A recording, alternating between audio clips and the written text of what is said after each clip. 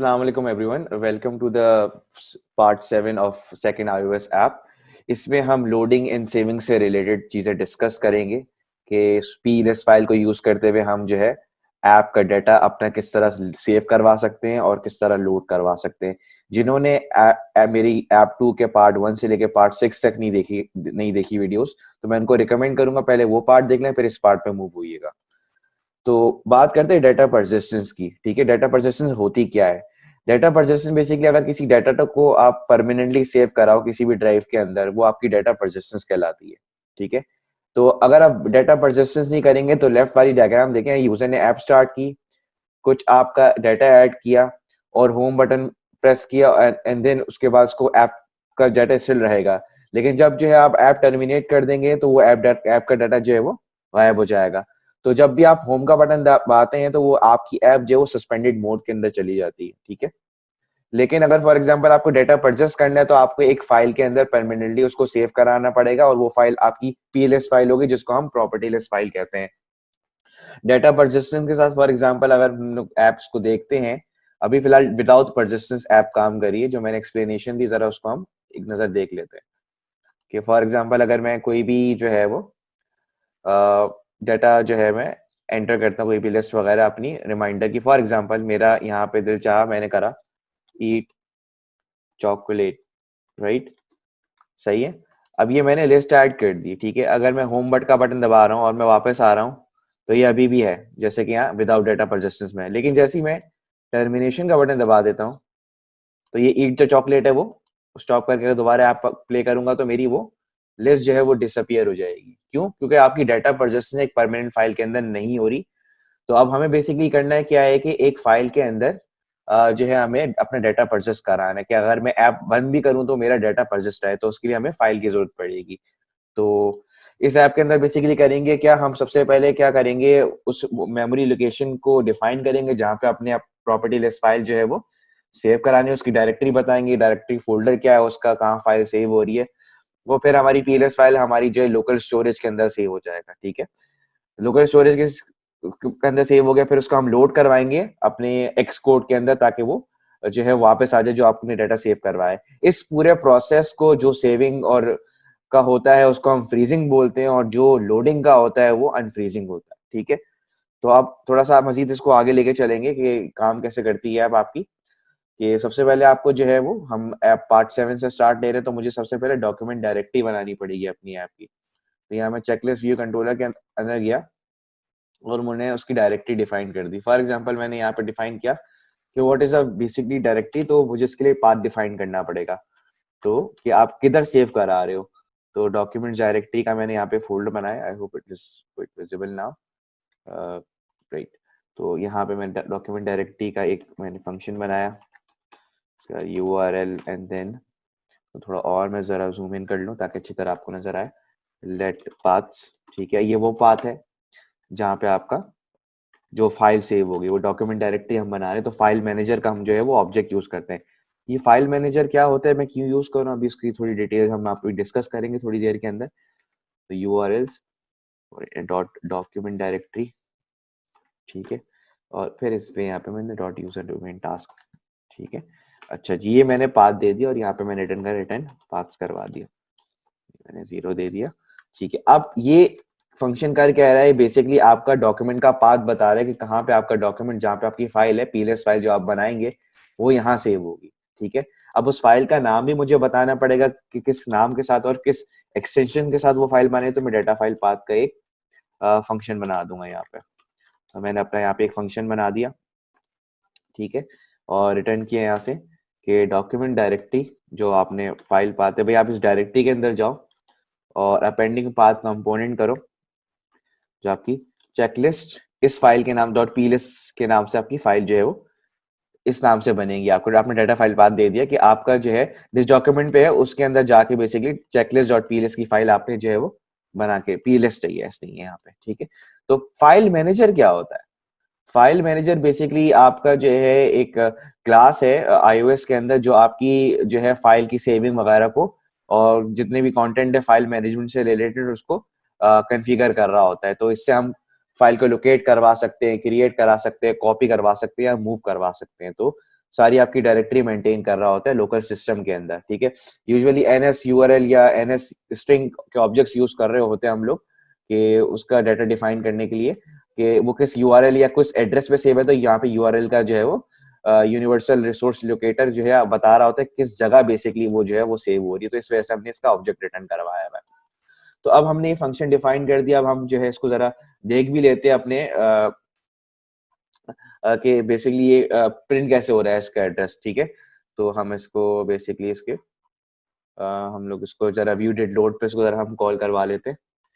ये मैं यहाँ पे गया और मैंने बोला भाई आपने जो फंक्शन लिखा है वो डॉक्यूमेंट डायरेक्टरी तो दिखाओ कहाँ है आपके। तो हम एक प्रिंट स्टेटमेंट देते हैं ताकि हमारे वो नजर आ जाए कि डॉक्यूमेंट फोल्डर आपका कहाँ है। तो प्रिंट होते हुए दिखाएगा कि आपने डॉक्यूमेंट, ये आपने फंक्शन डिफाइन किया था तो ये आप यहाँ पे कॉल हो जाएगा, ठीक है।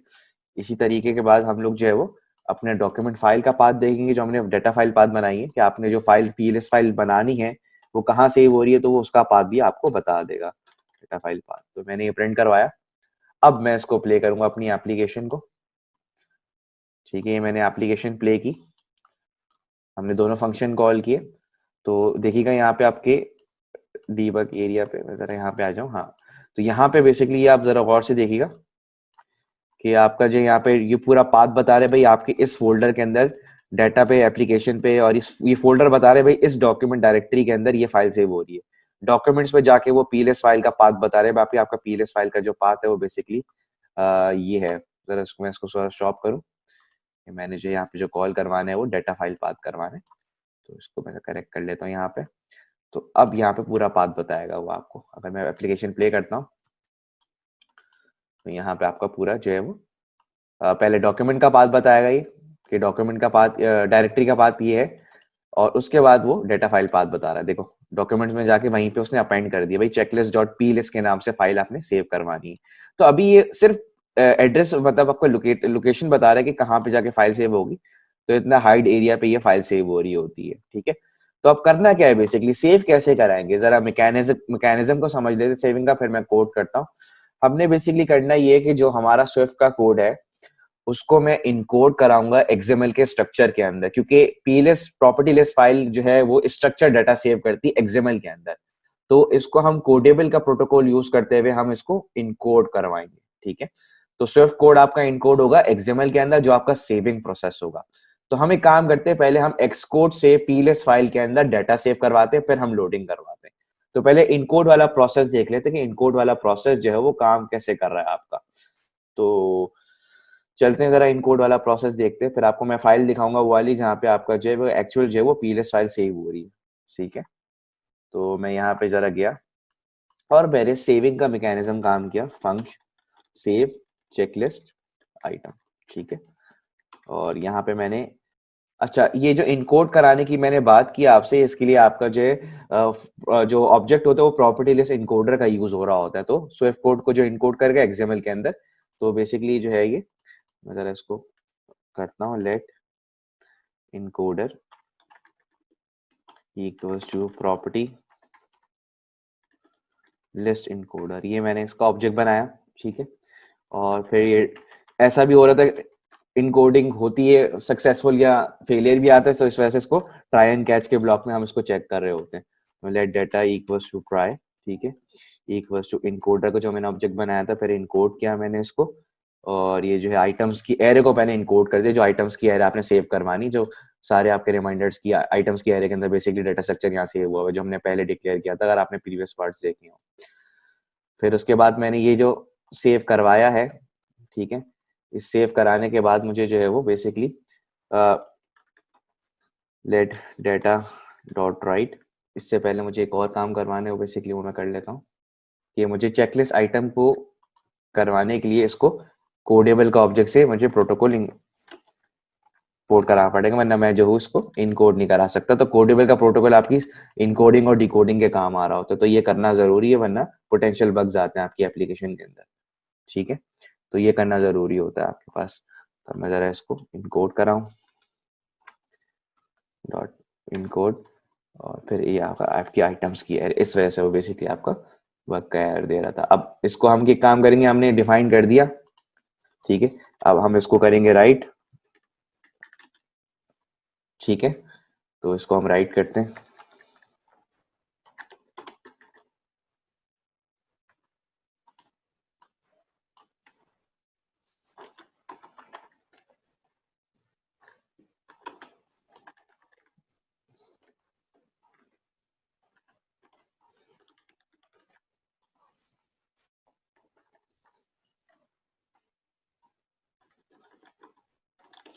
डेटा डॉट राइट, ठीक है, और मैंने यहाँ दिया, ये ऑप्शन के साथ आ रहा है, ठीक है। डेटा फाइल पाथ, भाई आपने इस जगह डेटा राइट करना है और उसका पाथ है डेटा डॉट, कि आपको बेसिकली इस फाइल के अंदर ये डाटा जो है आपको राइट करना है, data dot writing option dot atomic, ठीक है, ये मैंने करा।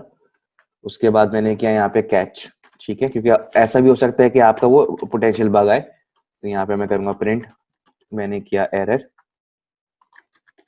ठीक है, error encoding item array, right, और इसको फिर मैंने इसको एरर अपना यहाँ पे कॉल किया, एरर डॉट लोकलाइज डिस्क्रिप्शन। अगर फॉर एग्जांपल इनकोडिंग फेल हो जाती है, वो कैच ब्लॉक के अंदर जो है वो मूव करेगा, ठीक है। तो इस वजह से हमने कभी कभार एक्सेप्शन हैंडलिंग करनी पड़ती है, क्योंकि ऐसा भी हो सकता है डाटा आपका इनकोड ना हुआ हो। तो अब बेसिकली होगा क्या, होगा बेसिकली ये जो आपके आइटम्स की एरे है वो एक स्ट्रक्चर्ड फॉर्मेट के अंदर आपकी पीएलएस फाइल के अंदर सेव हो जाएगी, जो मैं आपको भी दिखाऊंगा। हम इस बात को मूव करेंगे और आपका डाटा जो है वो बेसिकली सेव हो जाएगा। तो हमने बेसिकली करा क्या है यहाँ पे, कि हमने स्विफ्ट कोड को इनकोड किया एक्सएमएल लैंग्वेज के अंदर। तो जरा इसको दोबारा देख लेते हैं एक नजर, कि आपने एक प्रॉपर्टी लिस्ट का जो है इनकोडर का ऑब्जेक्ट बनाया, फिर आपने आइटम्स की एरे इनकोड कर दी एक्सएमएल के अंदर, और फिर आपने उस फाइल पाथ पे जो आपने PLS dot checklist dot PLS file थी आपकी, इस फाइल पाथ को यूज करते हुए वहां जाके आपने डाटा राइट करवा दिया। अगर डाटा राइट इनकोड हो गया तो सक्सेसफुल हो जाएगी, वरना अगर एरर आता है तो यहाँ पे बेसिकली कैच पे वो एरर डिटेक्ट कर लेगा। तो एप्लीकेशन क्रैश को बचाने के लिए हम जो है वो एक्सेप्शन हैंडलिंग का कोड यूज कर रहे होते हैं। अब जरा एप्लीकेशन प्ले करते हैं। जैसे कि मैंने वहाँ पे अपने 2-3 रिमाइंडर डाले थे, तो रिमाइंडर डलवा के मैं बेसिकली सेव करवाता हूँ। सेविंग उसी तरह होगी आपकी कि मैं होम का बटन दबाऊंगा तो मेरा आइटम सेव हो जाना चाहिए। जैसे कि मैंने आपको डायग्राम में शो किया था ना, डेटा प्रेजेंस के साथ मैं ऐड करूंगा और फिर मैं होम का बटन दबाऊंगा तो मेरा एग्जैक्टली वो वाला मेरा जो आइटम है जो मैं न्यूली ऐड करूंगा तो एक नई फाइल पे जाके सेव हो जाएगा। तो हमने सेविंग कराई भी, फिलहाल लोडिंग नहीं करवाई। तो अब बेसिकली मैंने आइटम डाला, मैंने कहा ईट चॉकलेट, बेसिकली हमारा केस था जो हम लोग एंटर नहीं हो रहा था। तो फिलहाल एक आइटम मैंने ऐड किया और इस पर मैंने चेक मार्क भी लगा दिया, ठीक है। ये सेटिंग्स है मेरी। अब मैंने होम का बटन दबाया, ठीक है। होम का बटन दबाने से क्या होता है कि आपका जो है वो सेव हो जाता है। तो अब मैं जरा इसको जो है वो स्टॉप करके जरा अपनी फाइल देखूं कि नेविगेट करूं कि एक्चुअल वो फाइल बन गई है कि नहीं बन गई है। तो मैं बेसिकली इसको नेविगेशन पे जाता हूँ और जरा एप्लीकेशन में दोबारा प्ले करता हूँ, और यहाँ पे मैं जो हूँ यहाँ गया और यहाँ पे मैं इसके डाटा फाइल पाथ पे गया कि भाई इधर आ रहा है कि नहीं आ रहा। तो मैं इस फाइल पाथ पे जाऊंगा, ये मैंने कॉपी किया, ये होता है शिफ्ट विंडो शिफ्ट जी से या ऑप्शन शिफ्ट जी से, यहाँ डॉक्यूमेंट्स के पाथ पे गया मैं। और देखिए पीएलएस फाइल के अंदर अगर आप गौर से देखें तो आपको थोड़ा बहुत जो है वो डाटा नजर आएगा यहाँ पे। तो मैं जरा इसको खोल के दिखाता हूँ, ओपन विद एक्स कोड, ठीक है। तो देखिए आपके यहाँ पे आइटम्स वगैरह आ रहे हैं आपके, कि आपके बेसिकली आपने ये आइटम सेव करवाए हैं, नजर आ रहा है आपको। तो इस तरह आपका स्ट्रक्चर्ड फॉर्मेट के अंदर आपका एक्सएमएल फाइल के अंदर डाटा सेव हुआ हुआ ऑलरेडी।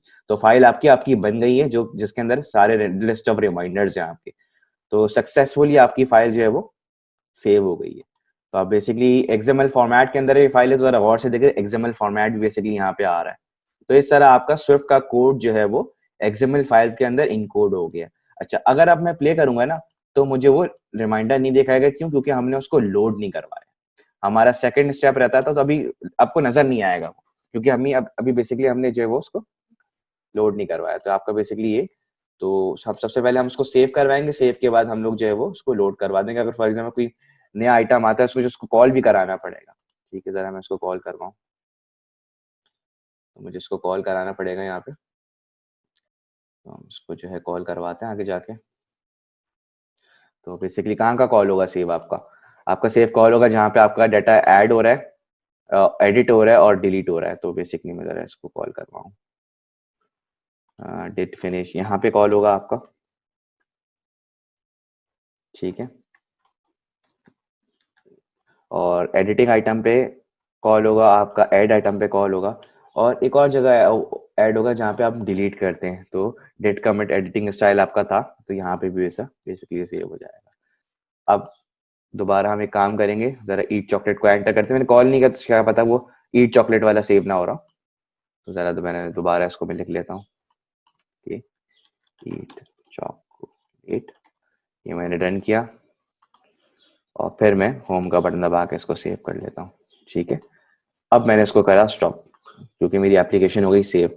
अच्छा, अब नेक्स्ट स्टेप बेसिकली क्या था कि आपने जो है वो स्विफ्ट कोड से इनकोड करा के एक्सएमएल के अंदर सेव करवा दिया, लेकिन स्क्रीन पे अभी बेसिकली अगर मैं प्ले करूं तो वो आपका जो है वो इनकोड तो हो गया है, लेकिन आपका एक्चुअल नजर नहीं आ रहा है क्योंकि आपने लोड नहीं कर पाया, उसको डिकोड नहीं करा उस फाइल को। तो अब हम क्या करेंगे कि उस फाइल से डाटा उठाएंगे जो हमारी पीएलएस फाइल है और उसको एक्सपोर्ट के अंदर लोड करवाएंगे। तो ये जो लोडिंग प्रोसेस होता है ये डीकोड कहलाते हैं, यानी एक्सएमएल फाइल का जो डाटा है, स्ट्रक्चर डाटा जो मैंने आपको दिखाया था, वो डीकोड होकर स्विफ्ट के कोड के अंदर वापस आएगा। तो पूरा का पूरा जो हमने ईट चॉकलेट सेव करवाया था वो एक्जैक्टली चीज वापस आ जाएगी। अभी करंटली इस वजह से नहीं आ रही क्योंकि हमने डाटा जो है वो लोड नहीं करवाया अपना। ठीक है, तो अब हम एक काम करेंगे कि ईट चॉकलेट जिस तरह आया तो हमें उसकी लोडिंग करवानी पड़ेगी। अब नेक्स्ट स्टेप हमारा बेसिकली ये है कि हम जो है वो उसको डाटा को लोड करवाएंगे। तो अब जरा गौर से मैं बेसिकली पहले दोबारा आपको स्ट्रक्चर दिखा दूं कि बेसिकली ये आ भी रहा है कि नहीं आ रहा। तो हम एक काम करते हैं, उसी फाइल पे जाते हैं, फाइंडर पे जहाँ पे ये था रेफरेंस इसका, मैं जरा इसको खोल लेता हूँ वापस से। मैंने पाथ डिसाइड किया, कॉपी पेस्ट किया, गो किया। तो अब जरा जो है हम इसको ओपन करते हैं और देखते हैं कि फाइल के अंदर हमारे आ गई कि नहीं आ गई। जरा गौर से देखिएगा कि आपका जो है वो आइटम आ गया, आपका जो आपका सेव ईट चॉकलेट देखे नजर आ रहा है आपको कि ईट चॉकलेट उसने अब सेव कर लिया। अब यानी कि इस फाइल के अंदर ईट चॉकलेट ऑलरेडी मौजूद है और बाकी भी आइटम्स इस तरह आपके एक्सएमएल लैंग्वेज के अंदर आइटम सेव है। तो रिसेंटली आपने सेव करवाया था, होम का बटन प्रेस करके, तो यहाँ पे एंटिटी आ रही है। लेकिन अब ये लोड क्योंकि करवाया नहीं तो आपको स्क्रीन पे नजर नहीं आएगा। तो next step after saving is loading. अब हम जो है अपने सिमुलेटर पे उसको लोड करवाते हैं। फंक किया मैंने, फिर कहा यहाँ पे लोड चेकलिस्ट। ठीक है, चेकलिस्ट आइटम्स, और फिर इसी तरह जहां से यहाँ पे आपका था कि data file property list encoder, वहां पे प्रॉपर्टी लिस्ट डिकोडर का ऑब्जेक्ट यूज करेंगे। पहले हम वो पाथ पकड़ेंगे कि जहाँ पे फाइल सेव हो रही है, तो हमें वो पाथ हमें चाहिए होगा, तो डेटा फाइल पाथ से वो पाथ आ जाएगा। ठीक है, फिर उसके बाद हमने क्या करना है, उसी तरह इफ लेट वो डाटा हमें जो है वो डिकोड करवाने की वजह से वो डाटा चाहिए होगा। अभी कंटेंट पकड़ो उसके जो आपका फाइल पाथ है, तो डाटा का ऑब्जेक्ट हम यहाँ इस्तेमाल करेंगे फाइल पाथ। ठीक है, ये मैंने किया।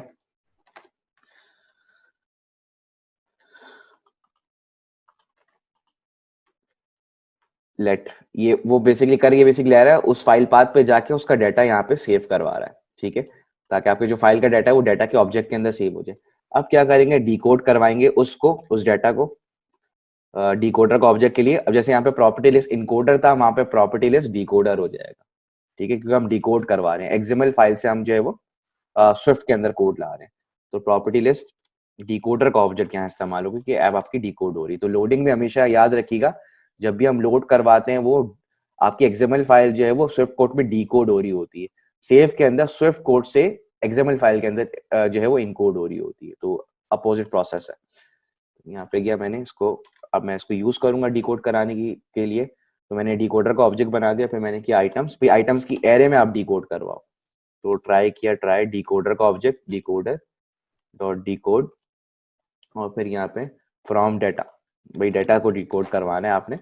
और किसमें भाई, आपकी चेकलिस्ट की एरे होनी चाहिए, आपकी चेकलिस्ट आइटम की एरे। तो मैंने चेकलिस्ट आइटम की एरे यहाँ पे प्लेस अप कर दी, डॉट सेल्फ। ठीक है, और फिर मैंने इसको किया कैच। ठीक है, कैच करने से अगर फॉर एग्जांपल कोई एरर आता है तो आपका शो हो जाएगा, क्योंकि ऐसा भी होता है कि फाइल डिकोड नहीं होती और ये अक्सर ये प्रोडक्शन के अंदर कोड के अंदर एरर्स आ रहे होते हैं। तो अब मैं क्या करूंगा कि अब जरा समझिएगा इसको, हमने वो फाइल पाथ पकड़ा जहां से हमने फाइल को डिकोड करना है, तो 80 लाइन वो रिप्रेजेंट करिए। फिर उसका उस फाइल पाथ का हमने डाटा जो है वो डाटा के वेरिएबल के अंदर सेव करवा दिया। फिर उस डाटा को हमने जो है वो डिकोड करा है डिकोडर का ऑब्जेक्ट यूज करते हुए। डिकोडर का हमने इनिशियलाइज किया ऑब्जेक्ट। इसका बेसिकली काम ये होता है कि जो आपका डाटा फाइल में मौजूद होता है उसको वो डिकोड करवाता है। तो हमने उसको डिकोड करवाया, उस फाइल से डाटा पकड़ के आइटम्स के एरे के अंदर स्विफ्ट कोड, क्योंकि आइटम्स की जो है चेकलिस्ट आइटम की एरे बनी हुई है, तो आपकी एक्सएमएल फाइल जो वो अनस्ट्रक्चर्ड होके आइटम्स के एरे के अंदर स्विफ्ट कोड के अंदर कन्वर्ट हो रही है। तो ये डिकोडिंग का पूरा प्रोसेस यहाँ हो रहा है। अगर खुदा ना खास्ता ये चलता नहीं है क्योंकि ट्राई के अंदर है, तो वो कैच के अंदर पकड़ लेगा, तो आपकी एप्लीकेशन क्रैश से बचेगी। Special handling is specially used to handle uneven crashes, जैसे आपका 0/0 का केस होता है और 1/0 का केस होता है, तो एक्सेप्शन हैंडलिंग इन सब चीजों में काम आ रही होती है। तो ये मैंने टू एंड कैच ये एक्सेप्शन हैंडलिंग के कॉन्सेप्ट्स यूज किए हैं स्विफ्ट के अंदर। तो अब जरा देखते हैं कि अब मैंने लोड करा के उसको फंक्शन कॉल नहीं करवाया, एक मैंने गलती कर दी। तो अब बेसिकली इसको कॉल तो करवाया हमने, लिख तो दिया, कॉल होगा बेसिकली कहाँ होगा, बेहतरीन जगह होती है व्यू डिड लोड पे। जैसे आपकी एप्लीकेशन लॉन्च हो और जैसे स्क्रीन आ जाती है व्यू डिड लोड कॉल होता है, तो व्यू डिड लोड पे एंड पे आप यहाँ पे लोड करवा दें, तो मैंने कॉल नहीं कराया था। अब जो आपने ईट चॉकलेट जो सेव करवाया था वो आपका नजर आ जाएगा। तो ये आपकी डाटा परसिस्टेंस जो है वो जरा देख लेते हैं ऑब्जेक्ट को कि हमारा ऑब्जेक्ट आ रहा है कि ईट चॉकलेट नहीं आ रहा। तो देखिए ईट चॉकलेट आ गया है यहाँ पे, आपने इस तरह सेव करवाया था उसको, ठीक है। अब हम एक और ऑब्जेक्ट ऐड करते हैं, देखिए नजर आ रहा है आपको, ये आपका डाटा परसिस्टेंस का स्टेप पूरा हुआ जिसपे आपने लोडिंग और सेविंग करवा दी है, ठीक है। तो जरूरी होता है वैसे डाटा परसिस्टेंस कोड डाटा से भी हो सकती है, लेकिन मैंने जो करवाई वो पी लिस्ट से करवाई है, प्रॉपर्टी लिस्ट फाइल से। तो हम जब आगे पार्ट्स में चलेंगे तो आपको कोड डाटा से भी मैं सेविंग बताऊंगा। अच्छा, अब यहाँ पे हमने बेसिकली एक और मैंने किया कि यहाँ पे मैंने एक और चेकलिस्ट दी थी, गो टू जिम, ठीक है। अब गो टू जिम जरा देखते हैं कि ये आ रहा है कि नहीं आ रहा, ठीक है। अब गो टू जिम में मैंने चेक लगा दिया यहाँ पे और फिर मैंने इसको होम का बटन दबा दिया। अब मैं एप्लीकेशन स्टॉप करूंगा, अब पता ही नहीं है, अब जब भी मैं खोलूंगा, मैं अगर फॉर एग्जांपल सिस्टम भी बंद करके खोलता हूँ तो वो गो टू जिम रहेगा क्योंकि वो परमानेंटली सेव हो चुका है, ठीक है। तो अगर मैं एप्लीकेशन को प्ले करूं तो देखें यहाँ पे आपका जो है वो गो टू जिम आ रहा है यहाँ पे, ठीक है, नजर आ रहा है आपको गो टू जिम, ठीक है। इसी तरह आपके ऑब्जेक्ट्स जो है वो बेसिकली सेव हो रहे होते हैं। अब फॉर एग्जांपल अगर मैं इसको एडिट कर देता हूँ, ईट चॉकलेट्स कर देता हूँ यहाँ पे, तो ये एडिटिंग पे अगर सेव हुआ हुआ तो सेव हो जाएगा यहाँ पे। स्टॉप करके जरा प्ले करते हैं, मैंने एडिट किया, एडिट पे हमने सेव आइटम कॉल किया हुआ था, तो आपका चॉकलेट्स बेसिकली वो जो है वो ओवरराइड हो गया, नजर आ रहा है आपको चॉकलेट्स आपका ओवरराइड होते पे। तो इस तरह आपके ऑब्जेक्ट्स जो हैं वो रिजल्ट दे रहे होते हैं। अब जरा यहाँ तक था आपका पार्ट 7, जहाँ पे हमने बेसिकली सीखा ये कि किस तरह हम जो है वो डाटा परसिस्टेंस करते हैं, अपने डाटा को किस तरह परमानेंटली स्टोर करवाते हैं यूजिंग पीलिस्ट। जिस पे हमने पहला प्रोसेस देखा कि हम जो है फाइल को सिर्फ कोड को इनकोड करते हैं एक्सएमएल फाइल के अंदर यूजिंग पीलिस्ट फाइल। पीलिस्ट फाइल के अंदर एक्सएमएल फॉर्मेट के अंदर स्ट्रक्चर डाटा सेव होता है। फिर अगर फॉर एग्जांपल उस फाइल से हमें डाटा जो है वापस स्विफ्ट के अंदर लोड करवाना है, तो उसके लिए हम डी कोड यूज करते हैं, तो आपका पीएलएस फाइल से उठकर डाटा जो है वो एक्सकोड पे आ जाता है। तो ये आपका इनकोडिंग एंड डिकोडिंग के जो है आपके जो कोडेबल प्रोटोकॉल के अंदर मौजूद थे, ये आपके फंक्शंस यूज हो रहे होते हैं, जो हमने प्रॉपर्टी लिस्ट डिकोडर और प्रॉपर्टी लिस्ट हमने इनकोडर की बात की थी। तो that's the part for today. If you have any questions you can ask me, और मैंने एप्स के resources, source code, lecture slide अपनी यूट्यूब की डिस्क्रिप्शन के अंदर जो है वो इंक्लूड कर दिया, तो आप मेरी स्लाइड को और मेरे लेक्चर को और मेरी इंस्ट्रक्शन मैनुअल को जो वहां से एक्सेस कर सकते हैं। If you have any questions जहाँ पे अगर कोई बात समझ नहीं आई, you can comment on my video, I will be able to help you out. तो that's all for today, thank you.